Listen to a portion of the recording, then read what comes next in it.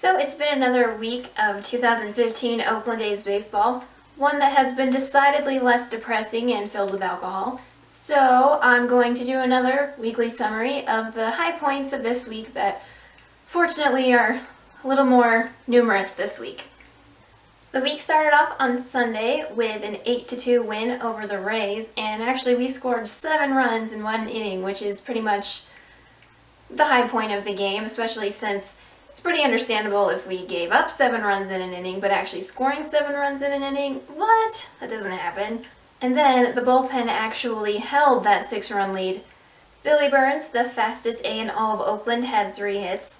Canna had 2 hits and 4 RBIs. I spent a lot of the game believing in Stephen Vogt, and he ended up with 2 hits. And Graveman sent a lot of bats to the grave with his outing. Probably everyone's favorite part, though, was that Doolittle pitch. I mean, not all that well, but, you know, he just came back, and maybe he was just trying to fit in with the rest of the bullpen.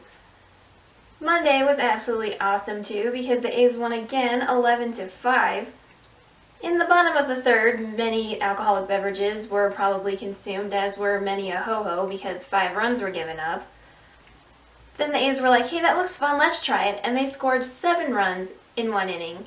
And it was the second day in a row that they did this. I don't know, maybe the A's are taking like super small doses of steroids that are really only potent for 1 inning. I mean, makes sense. The ownership could probably only fork out enough money for that since they're cheapskates.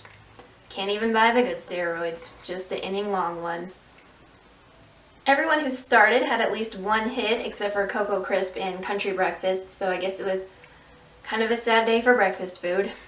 Reddick had 3 hits, and I'm wearing his shirt right now, so I guess I'm celebrating that.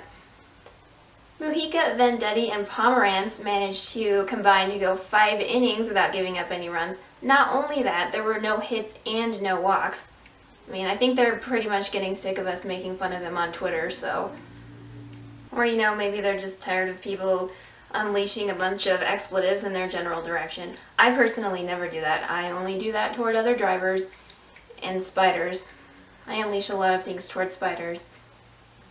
This wasn't too fun of a game because my boy Jesse Chavez had another bad outing, and I very sadly removed him from my fantasy baseball team. I only really have Gray and Reddick left now, so don't let me down, boys. The Fernandos pitched pretty well. Shockingly, all of the runs were actually credited to Jesse, so... Burns had 3 hits again. He does everything fast, including embarrassing the Mariners. And Country Breakfast had 2 hits. On Wednesday, they lost to the Mariners again, 8-2.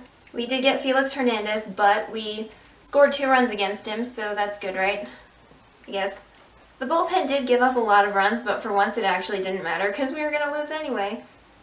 Mujica had another scoreless outing. Laurie tattooed a ball out into the bleachers. Burns went yard 2, and you know what? We didn't have to see Rodney, so that's always good, right? I'm glad he's no longer in the AL West. Stupid sideways hat. On Friday, we lost to the Diamondbacks 6-4, and Sonny didn't pitch well, so that's never good, because pretty much rely on him to at least give us a win. I mean, assuming the bullpen doesn't get their hands on it, but the A's new Cy Young Award winner, Mujica, went scoreless again, so that's pretty awesome. Valencia and Semien had a couple of hits. And, you know, a good thing for me personally was that I didn't actually watch the game, so that made my evening decidedly better. But I did consume a lot of ice cream. It must have been like sympathy, A's eating. The A's are making me fat. And then tonight's game, we won 3-2 against the Diamondbacks. Brooks was solid, giving up 2 runs in 6 innings. The bullpen gave up no runs over 3 innings.